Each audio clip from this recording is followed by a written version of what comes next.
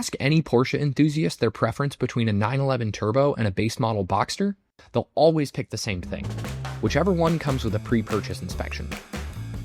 German cars are notoriously finicky, so buyers tend to be pretty careful. It's not unheard of for people to wait a few months or even years for the right car to come along. My approach is a little different. I went out and bought the first Boxster I saw, and then spent the next few months fixing all the stuff I should have caught before I bought it. And then, once I learned my lesson, I went out and did it again.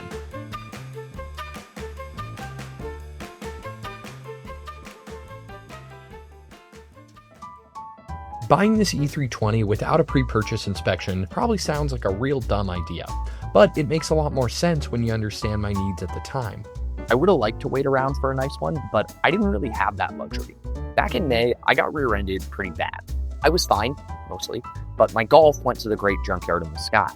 Even before the wreck, my Golf was in pretty bad shape, so I didn't exactly get top dollar from the insurance company.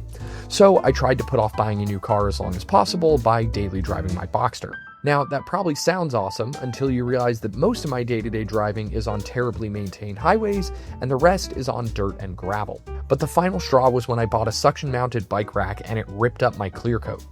Between that and some new suspension noises that were starting to pop up, trying to save money by dailying my Boxster was starting to look real expensive. So when I set out looking for a new car, I had 3 goals. Had to be really interesting, had to be super comfortable on crummy roads, had to cost less than $4,000. And that's how I landed on the W211 E320 Wagon. These tend to get overlooked in favor of the 80s models, which to be fair have a really cool boxy look and are known for being completely bulletproof. But this generation, the W211, probably has better ride quality, and plus, it's still a great looking car. Now, these did have a few pretty major problems, but most of them are avoidable if you get the right spec. First is the suspension. All the W211 wagons came with rear air suspension, but some of them have it in the front. Now, you get the one with full air suspension. You get adaptive damping, 2 sport modes, and adjustable ride height. But you also get to pay $1,700 to replace 1 front spring. Not for labor, parts. The next thing is the powertrain. Your best bet is either a V8 or a 3.2-liter V6 paired with a 5-speed automatic. Some of the 3.5-liter V6s had balance shafts that were made from really soft metal. When these wear down, your engine blows up. So you want to avoid those. You also kind of want to avoid the 7-speed automatic. They're just not as robust as the 5-speed. And then last is the all-wheel drive system. These aren't super unreliable, but with 3 different differentials and transfer cases, they're pretty prone to weaken. Plus, I live in Northern California, and the last time it snowed here was, never. The one I was looking at had air suspension, the 3.2-liter V6, and 2-wheel drive. Now, the front air suspension was obviously a risk, but it was also a big part of the reason I was interested in these in the first place. See, these cars aren't that fast, and they don't have the most responsive handling. They do, however, have some of the best ride quality of any cars ever made. And I think the air suspension should make that even better. So I showed up, drove it around for 15 minutes, and I bought it on the spot. I never even got it up to highway speed. I really should have got it up to highway speed. A couple days after I bought it, I started to notice a really slight vibration coming from the steering wheel. At first, I thought it might just be some small bumps on the highway, but then it got worse. This turned out to be a worn wheel bearing, and I decided to just do both front bearings since they were probably overdue. While I was in there, I noticed the brake pads and rotors were pretty shot, so I decided to replace those too. And in the process, I accidentally disabled the ABS. Not a great start. For some reason, when I bought my Boxster 2 years ago, I didn't really expect it to have any problems. So when things did go wrong, I got really frustrated. But this time around, I knew better. This is a 20-year-old car. It's pretty normal for a couple things like this to come up. But then more things kept coming up. Mostly, it was just little stuff I didn't notice at first. One of the sun visors didn't stay up all the way, and it's missing a mirror cover. One of the headrests got all bent up, and I couldn't install it, and the rear hatch wouldn't stay up. Oh, and I'm missing a seatbelt. And then came the noise from the front suspension.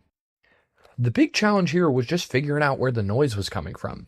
Suspensions have tons of wear items that all make pretty similar sounds when they start to fail. Of course, my main concern was the air springs. I looked into it, and apparently it's pretty common for these to fail around the 100,000 mile mark. So here I am pushing up and down on my fender, trying to hear where this noise is coming from, and if it is the springs, I'm out like $2,000. But when I took a closer look, I found that not only was it not the springs, but they'd actually both been replaced by a solid aftermarket unit. So with any luck, I won't have to replace these as long as I own the car. And as for the noise, it was like a best case scenario. It was just a ball joint. This was the first thing I checked because this front one had a cracked boot, but it turns out it was coming from the back one. I put some grease on it and the noise went away. And then I had even more good luck. An E320 with a black interior showed up at the nearest junkyard to my house. I got a headrest, a seatbelt buckle, and a little mirror cover for the sun visor. I also checked the sun visor and the rear hatch struts, but both of those were shot, same with mine. New hatch struts were only like $50, so I just went ahead and bought those online. But a new sun visor is $300. Looks like I'm living with that a little longer.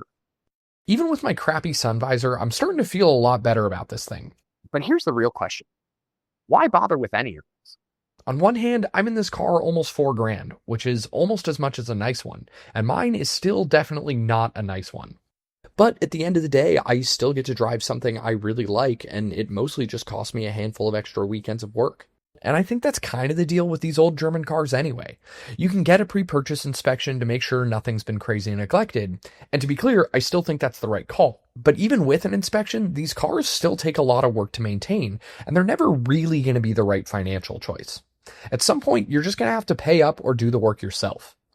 So if, like me, you think that old German cars are super cool, but you've just been waiting for the right one to come along, it might just be worth taking the risk. Fixing these up is super rewarding, especially because these things just drive nicer than things that are a lot more expensive. But you may have to live with a sagging sun visor. Thanks for watching.